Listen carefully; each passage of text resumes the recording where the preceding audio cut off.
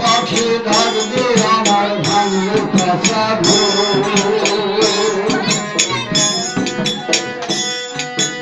এখন আমি কি করি বড়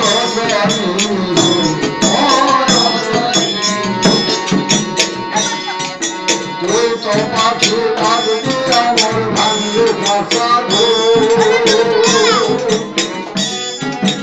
এখন আমি কি করি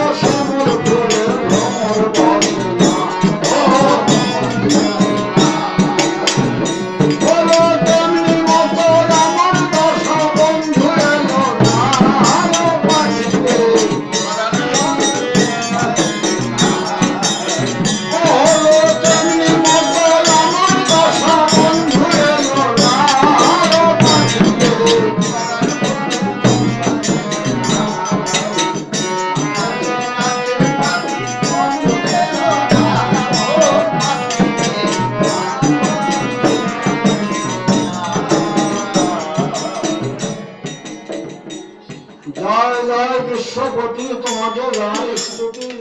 তুমি প্রভু সর্বমূলাধার, তোমার নাম ভরসা করি এসেছি সভা করি, তোমার লীলা করিতে প্রসার। আমি অতি মূঢ়মতি না জানি ভজন স্তুতি, কেমন করে তব কৃপা পাই? তব কৃপা না হইলে বিশ্বভূমণ্ডলে কারো কিছু করবার সাধ্য নাই। এই বিশ্ব প্রেক্ষাপটে তুমি আছো সর্বঘটে, সাধু জনা করে অনুমান। অন্তরে বাহিরে থাকো, তুমি তো সকলকেই দেখো, তোমার কৃপায় সাধু বলিয়ান। আসিয়াই সভা পরে পড়িয়াছি ঘোর সমরে, প্রভু তুমি তর পরিত্রাণ। আসিয়াই সভাস্থল, তোমার কথা তুমি বলো, তোমায় জানাই সভক্তি প্রণাম। তারপরে পিতা মাতা আমার জন্মদাতা প্রণাম করি তাদের রাঙা পায়। পিতা মাতার করুণাতে আসিয়াছি এই ধরাতে, বিশ্বখানা করেছি প্রত্যয়। তারপরে শ্রীগুরু মনোবাঞ্ছা কর্তব্য প্রণাম করি তাহার রাঙা পায়। এ বিশ্বের বিষয় যত আছেন তিনি অবগত, জ্ঞান ভক্তি দান করবেন আমায়। সবাই যত সুবিধন বন্ধু সবার শ্রীচরণ প্রণাম করি তর করে তার।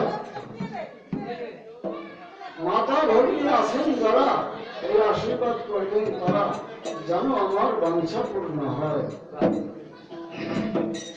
যাই হোক, মূল শিক্ষা করে শেষ, ভূমিকাতে করে প্রবেশ, আলোচনা করবো এ সময়। শীঘ্রই ভূমিকাতে বিপক্ষতে আছেন যিনি, শিষ্যের ভূমিকায় তিনি প্রশ্ন কিছু করেছে আমার।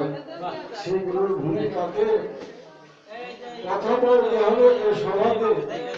মনে মনে ভাবি আছি তাই, তুমি প্রভু কৃপা করে আসি আমার কণ্ঠ করে তোমার কথা তুমি বলে দাও। তবে দেখেন অবস্থাটা, শিষ্য আমার বিশ্বদশা, যিনি মহাভারতের প্রসিদ্ধ পুরুষ, সেই ভূমিকা নিয়েছে আমার শিষ্যটা।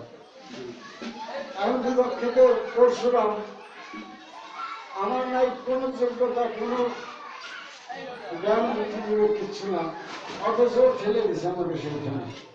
পরশুরামের ভূমিকার কথা বলা অত সহজ কথা তো নয়। তাই আমি ঈশ্বরের প্রার্থনা করি, হে পরশুরাম, তুমি একজন অবতার, তুমি আমার ভিতর দিয়ে তোমার কথা তুমি বলেছে।